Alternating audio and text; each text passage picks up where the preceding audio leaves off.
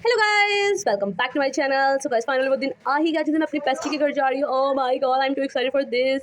यार बज चुके हैं रात के 12 बजे। हमने घर से निकलना है जाने के लिए और 1 बजे मेरी बस चलेगी। ओह माय गॉड, तो जल्दी से गेट रेडी हो जाते हैं जाने के लिए।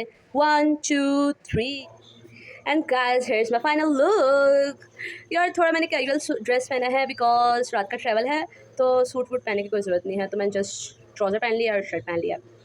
So let's go. सारा सामान हम उधर लेके जा रहे हैं उस रूम में। लाइटें शाइटें सब बंद हैं और ये देखें लाइट चलाते हैं हम सबसे पहले। तो ये देखें ये सामान ले आई हूँ मैं अपने। ये खाने पीने की चीज़ें हैं इसमें, और ये एक बैग है, ये बैग है, और मेरा ट्राइपॉड लेके रह गया, उसको भी लेके आते हैं वहाँ से जाके। और ट्राइपॉड रह गया था जो कि मेरी छोटी बहन ले आई है, और ये रहा मेरा ट्राइपॉड, सबसे मेन और इम्पॉर्टेंट चीज़ जिसको हम यहाँ रख देते हैं। अभी जब गाड़ी आएगी तो हम सारा सामान रखेंगे। ट्राइपॉड, बैग, खाने पीने वाला सामान, बैग जिसमें सारा मेरा सामान है। तो सारा सामान हमने गाड़ी में रख लिया है जाने के लिए, तो लेट्स गो।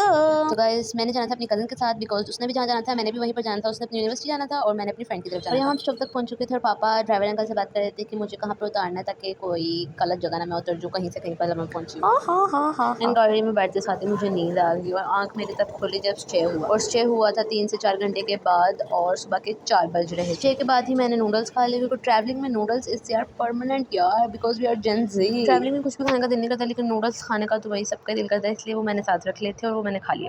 और यही उसके बाद सुबह हो गई। सुबह के 5 साढ़े 5 हो रहे थे और 6 बजे मैं स्टॉप पर उतर गई जहाँ मैंने उतरना था। मैं इतना एक्साइटेड थी कि मैं अपने बैग ही भूल गई। और अंकल मुझे कहते कि बेटा आपने अपने बैग लेने का। हाँ अंकल, मेरे 2 बैग थे और मैं यहाँ तक बात कर रही थी। अंकल मैं वहीं उतरी हूँ ना जहाँ मैंने आपको कहा था। यू नो अकेले सफ़र करना। एंड फाइनली इतना लंबा सफ़र करने के बाद जो मैं हूँ फाइनली पहुँच गई, और मुझे अपनी आंखों पे यकीन नहीं आ रहा था कि मैं एक शहर से दूसरे शहर आ गई, वो भी अकेली। Oh my god. Being a independent girl is easy but it's hard too. और मेरे दोस्त आगे भी थे और यहाँ पर मेरे कुछ अल्फाज सुनने के क्या थे।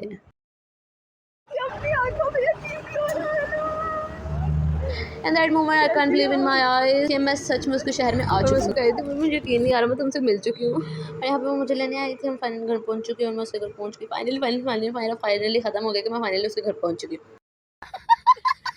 तो खैर ये था छोटा सा ब्लॉग। लाइक शेयर कमेंट होगा। बाय बाय, तो मिलते हैं अगले ब्लॉग में।